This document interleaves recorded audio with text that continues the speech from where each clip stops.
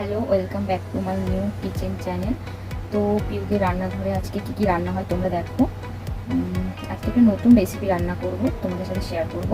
তো দেখতে থাকো। যেটা নতুন রান্না রেসিপি করব বলেছিলাম, এটা কুদরিটা করব, চিংড়ি মাছ দিয়ে বাটা করব, আর আলু দিয়ে করব রূপচাক মাছের ঝোল। তো তোমরা দেখতে থাকো, কেমন লাগে তোমাদের সেটা জানিয়ে কমেন্ট করো। ওকে, চিংড়ি আর কুদরিটা মিক্সারে ভালো করে বেটে নিলাম।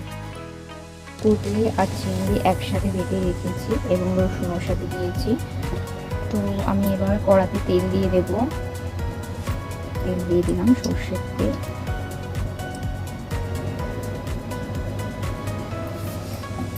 সর্ষের তেল দিয়ে দিলাম কড়াতে। এবার একটু গরম হলে এবার দিয়ে দেবো কালো জিরে ফোড়ন। কড়াতে দিয়ে দেবো কালো জিরে ফোড়ন সামান্য পরিমাণে। এবার শুকনো লঙ্কা ফোড়ন দিয়েছি।